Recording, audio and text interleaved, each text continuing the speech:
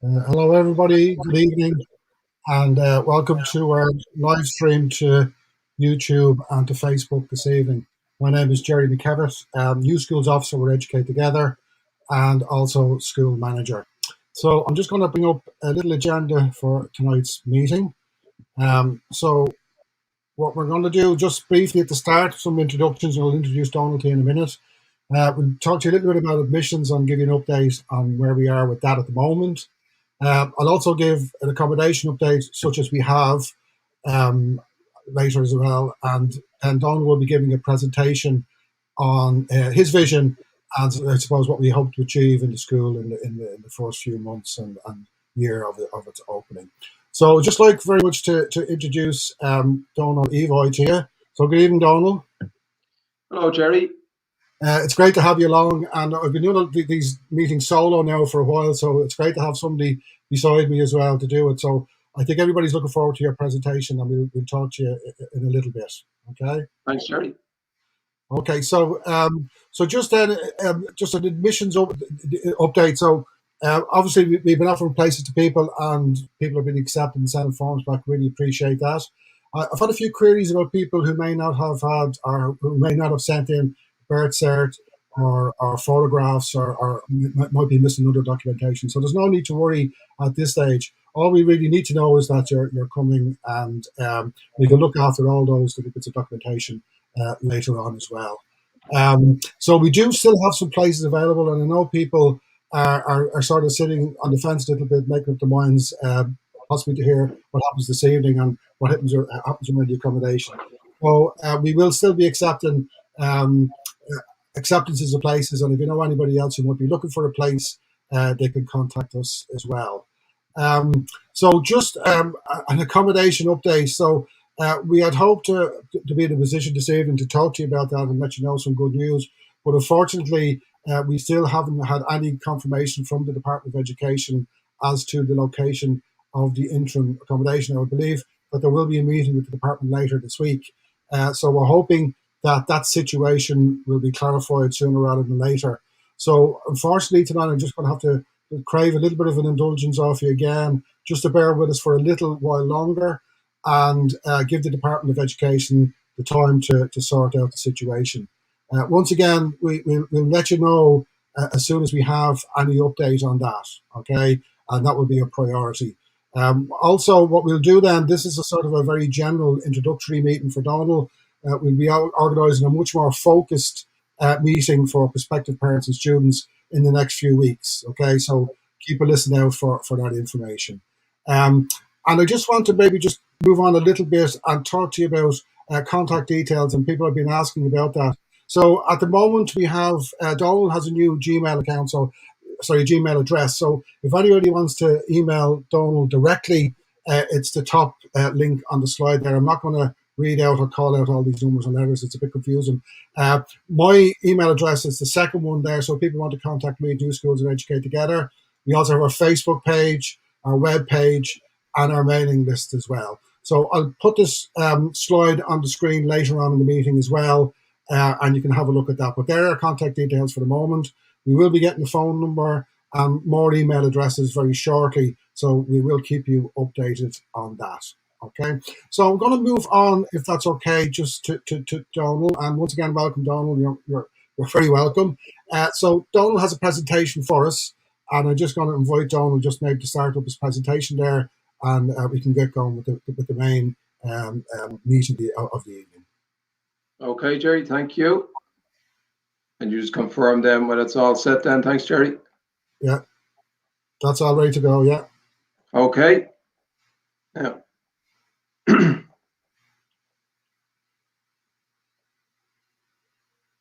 Now, so good evening, folks, and I'm really delighted to have the opportunity to share my vision of the new school with you this evening. So my agenda is kind of a 10-point plan here this evening. So I'll have the principles, the curriculum, teaching and learning, iPads, assessment, reporting, extracurricular activities, parental involvement, communication, and then I'll have a short conclusion. And the presentation this evening is very much shaped by the questions that people have sent in. So to begin, the principles of our new Educate Together school will be very much based on our Educate Together charter for our schools. So the multi-denominational aspect of the school will very much be about building an inclusive environment where children from all faiths and none will be educated together in a welcoming atmosphere where diversity and difference is celebrated and respected. The multi-denominational nature of the new school will make us unique in this area of South Dublin, where all other schools are under religious patronage. So the democratic principle is a really important one in Educate Together schools.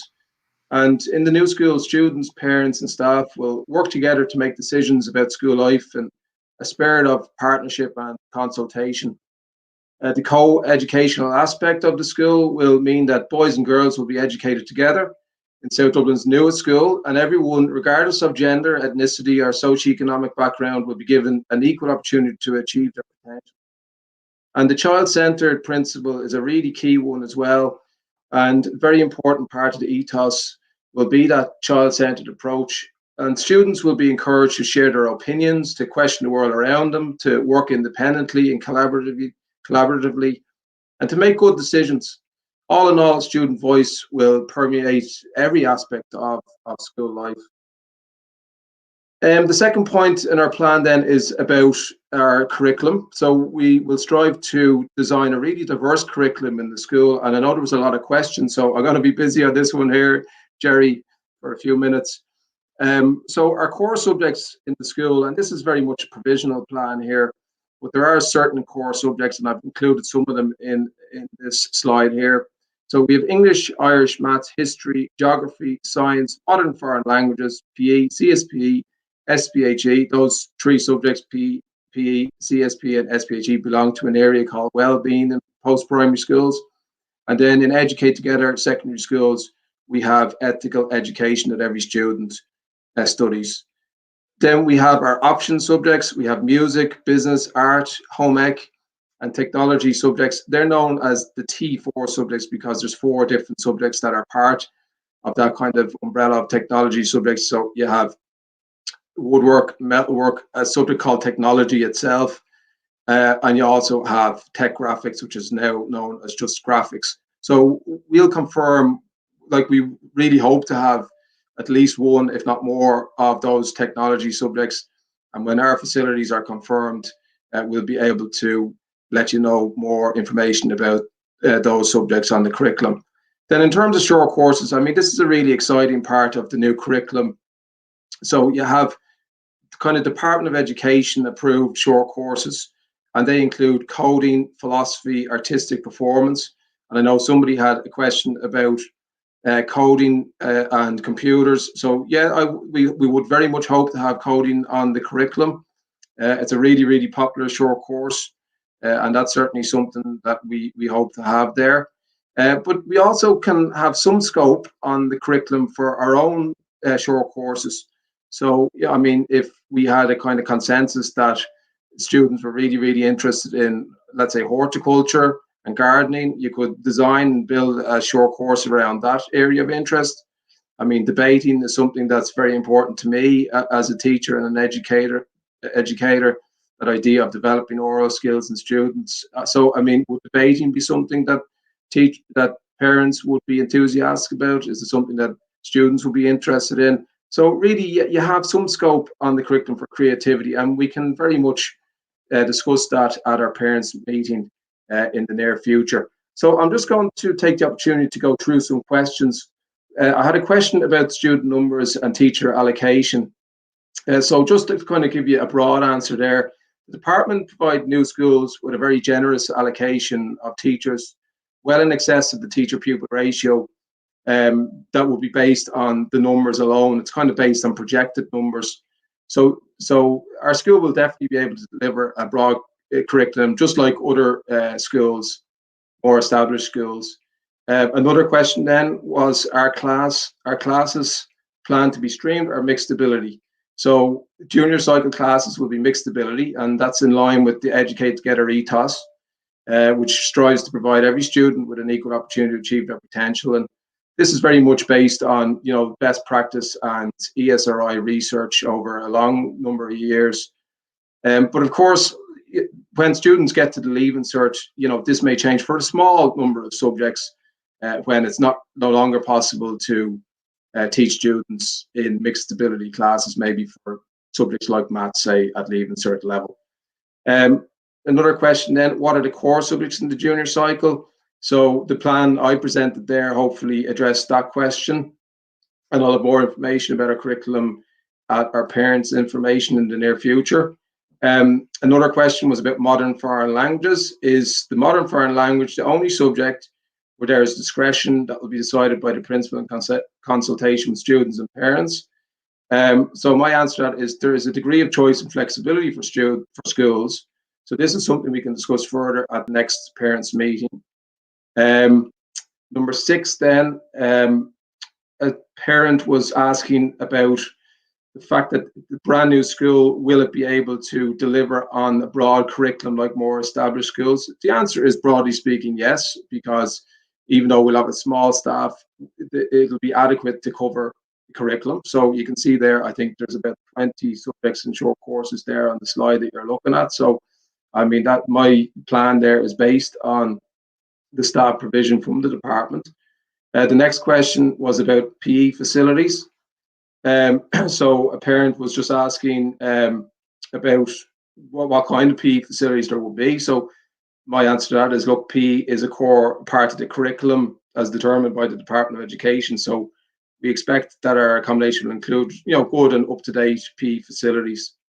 And then just in terms of languages, can parents have an input there? The answer is yes. I mean, like, my leadership will very much be about consulting parents where possible.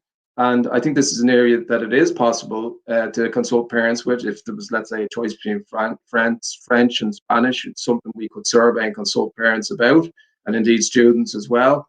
But of course, it does kind of depend on teacher recruitment as well. And, schools do sometimes struggle to find language teachers, I know, in the present environment.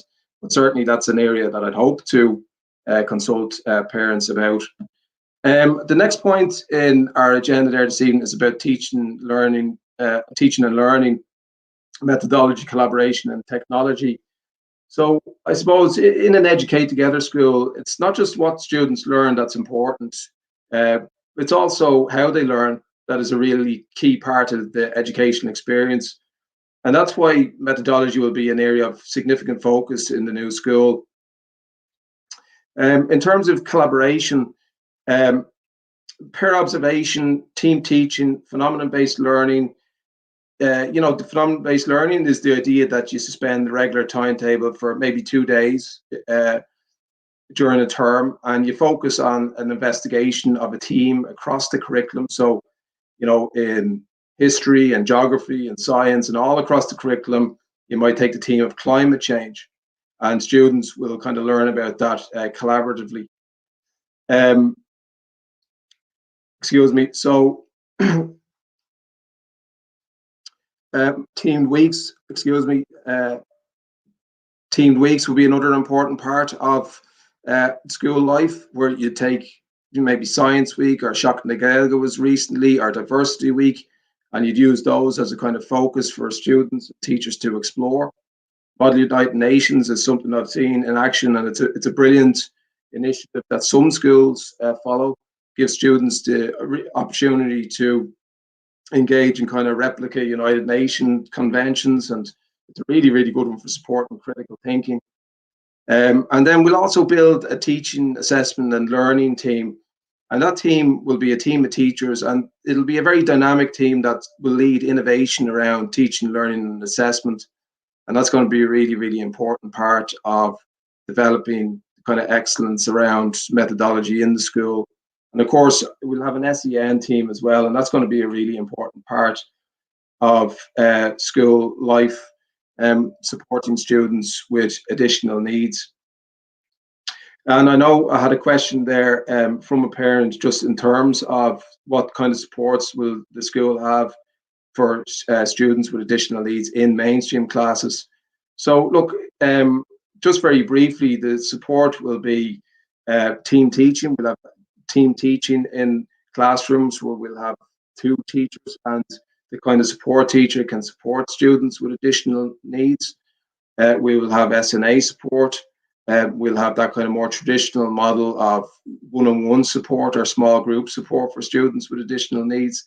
And we'll also design student support plans with very specific targets for students with additional needs that will be designed in partnership with students and parents, and will be reviewed to make sure that it's working effectively.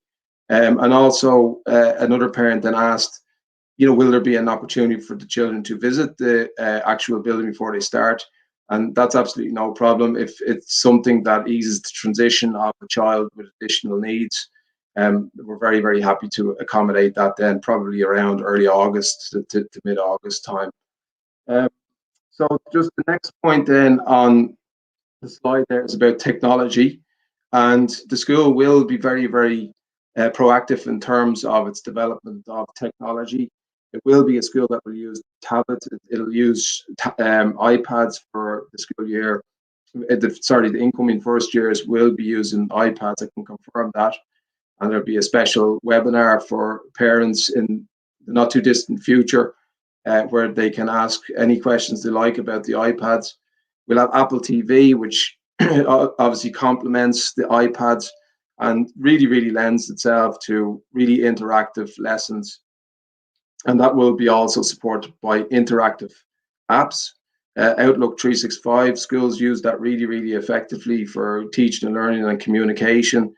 Microsoft Teams is probably something that a lot of you tuned in this evening will be familiar with from the remote learning that's taking place across the country at the moment. But when we go back to school, we've learned a lot of lessons from Microsoft Teams in terms of how we can organize and innovate with our teaching and learning, and being really well organized with students as well. BSware is something, if you have kids in post-primary school, you'll be familiar with. That's a system that will be up and running in the school. And also, we're going to be really, really innovative. We'll have live streaming the classes if necessary. We'll default to remote learning if, fingers crossed, this won't happen, but if there's another lockdown, we will default to remote learning the day after the school is closed down. So we'll be very agile and very resourceful in that regard. So that brings me on to the next slide, because there were some specific questions around iPads, which I'd like to address. In terms of the iPads and the benefits of them, they certainly support engagement and student research skills. The differentiated curriculum is an important part of Educate Together schools and post-primary schools, that idea of challenging students at their own level. The accessibility one is an interesting one, and that's really important to parents who have maybe students that have literacy issues. For example, you have that kind of voiceover on the device that will narrate text, and then you also have that feature where a voice to text can be used, and they're really helpful with kids that might have challenges around literacy. But despite all the great advantages and benefits of our iPads, we'll still use a kind of blended approach to teaching and learning, where students, yes, they'll use technology, but the skills of reading and writing and those really key skills, they'll remain an integral part of teaching and learning in the new school.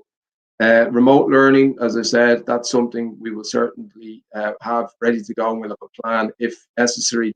I was amused there recently when one of my own students, it dawned on them that there would never ever be anything like called a snow day again because of technology. Because schools have become so effective now at delivering online learning. I had a couple of questions there, folks, just in relation to issues around iPads and technology. So one of them was, will there be a need for a physical copy of the books to be purchased also? So my answer to that is, we're going to have a special webinar on iPads for our parents, and these issues can be addressed at the webinar. Different schools have different approaches here. Like in my present school, for example, we don't have any ebooks or hard copies of books. Instead, teachers use their own resources and online resources. But then some parents like to have the hard copy. So we can discuss this one at the parents' evening and webinar in a bit more depth. Okay, so I suppose the straight answer is to be confirmed. Then another question around iPads. If there are tablets in class, can there be a ban on mobile phones in school to minimize distractions and potential problems? So my answer to that is, look, we can't really have an outright ban on phones because some parents might want their sons or daughters to have their phones when they're traveling home from school for safety reasons. What we can do, and what I can commit to doing, is having a really effective and well implemented policy where the use of phones is not permitted during the school day, and they'll have the iPads. And I mean, if parents need to contact the school, they can do it through the school office, and vice versa then for the students in the school. Okay. So just in relation to assessment, folks, assessment is something that's really, really important to me as a school leader. You just can't underestimate the importance of assessment in terms of supporting students' progress in their education and their learning. So our school will adopt a dual approach to assessment, where both formative and formative is that kind of day-to-day assessment where students are constantly assessing students and they're giving them feedback every day. And we'll also have the summative assessment. So the formative and the summative will form that dual approach to assessment. And the summative then is the end of term exams, that more traditional kind of approach to assessment. So we'll strike a balance between the two, and that's kind of in line with the good practice that's associated with the new junior cycle curriculum. Feedback will be key to helping students take the next steps in their learning too. And our approach assessment will, it's kind of designed to help our students develop as independent and critical thinkers. So this is going to be an area in the new school that's going to be really, really important. We'll have a very comprehensive and detailed approach to reporting for parents. There's a lot of innovation and change in recent years at post-primary level, shifting away from just kind of grade-only assessment and reporting to a recognition that really more tailored individual feedback is needed for students. So that's going to be something that's going to really support the ethos around assessment in the school. So look, we'll keep parents really well informed in terms of their sons and daughters' progress in the school. So we'll have a Halloween report at the end of the first half term, and that will be a continuous assessment model based on the work they've done in that first half term. Then the Christmas one will be a more kind of traditional approach, that exam based, because look, we are aware that the students still have to go and do junior cycle and leaving cert exams. We'll have an Easter assessment, and like in the new school, you have the opportunity to do things innovatively and creatively. So at Easter, I have a kind of vision to do like oral assessment exams or assessments, not just in French or in Spanish or whatever language might be on the course in Irish, but also in history and science and so on, where students will meet their teacher for maybe a 10-minute oral assessment. And that idea that if you know something, you can talk about it. So not only are the students demonstrating and showing off the knowledge of their subjects, but they're also developing those really important oral communication skills that are so important. And then the summer exam, be like the Christmas exam, it will be exam based. And there'll be a student-centered approach to reports. The feedback will be tailored, focused, and constructive. This is something that's really, really important to me as a school leader. And your parents will be receiving reports with very, very specific feedback for their sons and daughters, recognizing what they've done well and also providing them feedback about how they can take the next steps in their learning that's going to help them progress. And we're also going to be innovative in terms of our parent-teacher meetings. They're not just going to be parent-teacher meetings. The students are going to be present as well. I mean, I think every parent has had the experience of coming home and trying to remember everything the teacher said. In our school, that won't happen anymore because parents will have their sons or daughters with them at the meeting. And I think when they're 12 or 13, they are mature enough to listen, and it's very, very good. And I've experienced it in the schools I've been in over the years, and it works really, really well. So that's certainly something I'd envisage in the new school. So the next one there, folks, is about extracurricular activities. And I know I had a number of questions about this, which I'll get to in a few moments. So in terms of extracurricular activities, participation, well-being, and student voice are going to be important kind of characteristics here.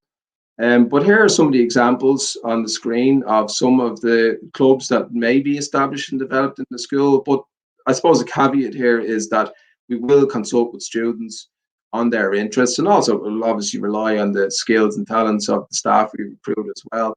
But you'll find that teachers, they're all have interests outside of school, whether it be in sport or music or dancing and so on. So you usually get a rich and varied kind of talents amongst staff in any school. So here are some of the clubs, folks. So we have art club, maths club, debating club, media club, chess club, cycling club, music club, running club, languages club, young scientist club, soccer club, and basketball club. They're just some of the possibilities that we'll have in the new school. And then whole school initiatives. I'd love to see an adventure or team building day taking place in the first term around September, October time. Obviously we're somewhat restricted with the pandemic, but hopefully we could have something fun in place for the students. I think in a new school, that's really, really important that you build that kind of community spirit and that team ethic, and help to build really good relationships all around the school. So certainly that's something I'd be very keen to implement in the first term. Sports days is something I'd envisage taking place, and I'd love to see a strong parental involvement there. Outings, I mean, we're blessed to be near the city. I mean, to have access to museums and all kinds of different places that we can visit. So that's certainly something that in a new school we should exploit. The student council is a really, really important part of school life in an Educate Together school. And in the new school, I mean, this is going to be a really key part of student voice, and we'll encourage students to get involved in that. And we'll also kind of rotate who's on the student council each year, and we'll build a really good constitution to make sure that it spreads as far and wide as possible in the school community. The Green Schools Committee, I know, is something that we got a question about, but so certainly that's something that we'll be establishing and developing very early on, and we see scope for involvement from the student council there. Model United Nations, I already mentioned, is a really great initiative. I'd be keen for our school to get involved in that. A talent show, which would be a kind of a collaborative effort between staff and students and parents, and perhaps take place sometime around December. A summer festival, something that would celebrate the year and celebrate students' talents and so on. I mean, active citizenship is a really important part of school life and Educate Together schools. So that idea of being active in the community, whether it's about like helping the environment or maybe helping older folks in the community and so on. Around election time, it can be a very exciting opportunity for students to, acquaint themselves with a democratic system. And so there's all kinds of opportunities there around active citizenship for students to get involved. Wellbeing events, I mean, there's, the students, I think none of us would begrudge them some nice, fun events at this particular time in their education, considering it's been so badly disrupted. So we would certainly have occasions where we would have fun events for students from time to time. And teamed weeks are going to be an important part of school life. So when I'm designing the calendar, at least every month there's going to be a teamed week of some sort, which can be really, really good for focusing students on whether it's science or history and so on. So that's another opportunity for students to get involved in school life. So just a couple of questions there then, just about extracurricular activities. And one was just about, whether students would have the choice to get involved in clubs that are at lunchtime or after school or both. So just to elaborate a little bit on that then, like a lot of clubs will be at lunchtime and some will be after school. Clubs will be a choice, but we strongly encourage students to get involved in clubs, as look, it's a great way to learn new skills and get active and make new friends. Another question there, kind of related, is just, will there be a restriction on leaving the school grounds? I would say yes. When the students are young and they're only in first or second or third year, I think this is best for students. I think it gives that reassurance to parents, and is certainly from a school point of view, it's easier to manage. So I would say yes is the answer to that question. Just in terms of parental involvement, and I know probably most of the people who are tuning in this evening are parents, so we really strongly encourage parental involvement. It's a really important part of life in Educate Together schools.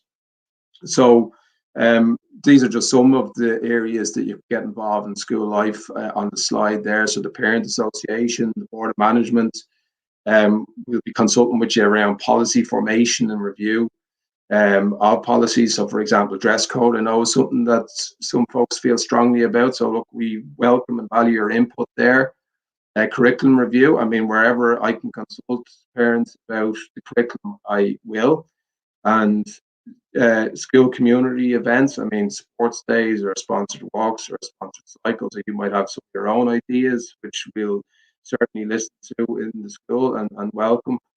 Vision even in the autumn time. So I kind of have a vision for a vision even in the autumn time, where maybe around late September or October time, that we could all come together as a school community to kind of articulate our vision, our collective vision for the school.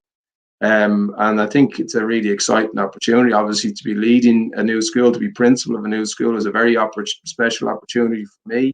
But to be a parent of a child who's the first year in a new school is also a really special opportunity as well, and likewise for the students themselves. So, we're kind of, I suppose, part of the history of this school altogether. So this idea of having a vision evening, we can come together and we can kind of identify the values that we feel are important to the school, is something that I'm really excited about putting into place then in the autumn time.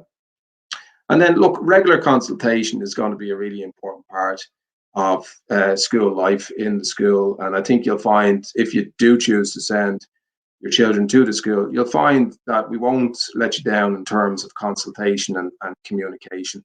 And that brings me on to the next slide there. So, I mean, oftentimes in schools, like issues may arise because of crossed wires or a breakdown in communication. So this is something I'm very keen to get right in the new school. So look, there'll be an effective system of communication between teachers and parents. Teachers' email addresses will be available to parents to email when necessary. Each teacher will have a scheduled 1 hour consultation hour each week where they will be available to meet parents. And that doesn't mean now there's going to be a parent-teacher meeting every week. What it means is that if you have an issue, let's say around history or geography, and you're concerned about your child's progress in that subject, you can meet that teacher at that designated time. And it doesn't mean that you're restricted just to that time, by the way, because we know parents might have working commitments at that time. But it is a kind of formal way just to identify a period in teachers' timetables where they are available to meet parents. And I've seen that working really, really well. So that's something that we'll be building into the kind of professional culture of the new school. The second last point on your slide there, folks, is just about the philosophy, I suppose, around education is simple. It's that students' education is best supported when parents and teachers work in partnership. So I think having good communication systems from day one is going to really help in that partnership approach. And the last one there, if you do choose to accept a place in the school over the next few weeks, I will be setting up individual meetings with you and your sons and daughters, and we'll meet probably online, and we can discuss, the plan for the new year, and you can alert me to your students' unique talents and maybe areas of the curriculum they find challenging, and it just be a nice way for us all to meet and to prepare and plan for the new year ahead. So I'm nearly there, folks. Okay, and I'm going to pose this question because obviously I've been dwelling on this question myself, and we know that in a new school, that we're competing with more established schools, and you're asking yourself, well, why should you choose the new school? So these are some of the points I'm going to go through here. Look, we're very ambitious for student achievement. We're going to build a really, really good academic curriculum in the school where we're going to challenge students at their own level. So in terms of kind of taking care of the business around preparation for state exams and so on, we're going to do a really, really good job at that. We're going to take a student-centered approach, and we're going to listen to students. Student voice is going to be important. We're going to be very supportive in terms of transition for students. And I know that was something a parent sent in. They were asking just in terms of transition, what kind of things would we have in place? Look, we'll have a very comprehensive program in place for transition of students from sixth class to first year, because we know this can be a difficult time for students. I have a lad who's just started secondary school not too long ago, and so I understand the challenges around secondary school transition, and certainly as a school we'll be putting really good systems in place there for our incoming first years. Our school is going to be about innovative teaching, learning and assessment. We're going to make sure that we have a kind of an inspirational setting for teaching and learning and assessment, and that students really enjoy their learning in the new school. Student voice is going to be really important. We will consult with students wherever possible. Okay, they'll be consulted about designing school logos and designing school football jerseys and flags. And they'll be consulted on policies as well. The students will have a presence at the board of management. That's part of the practice and educate together schools. So the student voice is going to be. It's not going to be a token kind of salute to student voice. It's going to be a really important part of the culture of the new school. And inclusion and differentiation. I mean, our school will be an inclusive school where students of all abilities will be catered for and will be supported. So I'm going to leave you with just this final, apologies, and the last one actually, which is an important one, an opportunity to write history for the first years who do come in September. They'll be the youngest students in the school, they'll be the oldest students in the school, they'll be the students that are going to begin this adventure with us, and they're really going to write history. I mean, we're going to be a unique school in the kind of Blackrock, Bootertsown, Laoghaire area. We're going to be a multi-denominational school, which is quite unique in the area, and another choice for parents in terms of co-ed as well.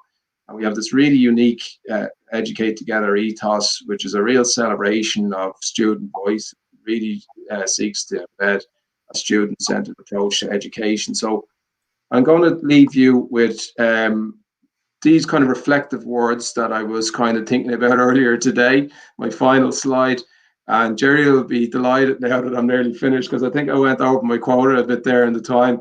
So, but what I hope to create is an inspirational school where students enjoy their learning, where they develop as independent learners and critical thinkers, a school where issues are resolved efficiently and respectfully in a spirit of partnership and respect and democracy, a school that students feel connected with and proud to be part of, where they are active citizens with a strong sense, not just of their own rights, but also of their responsibilities as young citizens, where change and innovation are embraced, an inclusive school where all children are cherished equally. So, Garamil Maigif. Okay, thanks very much for that, Donald. It was very informative. Just to pick up on a couple of things, or a few things that Donald said. So, just to clarify Donald's position, Donald's been offered the position as principal, but he's double jobbing at the moment, so he won't be taking up the position full time until I think it's after Easter.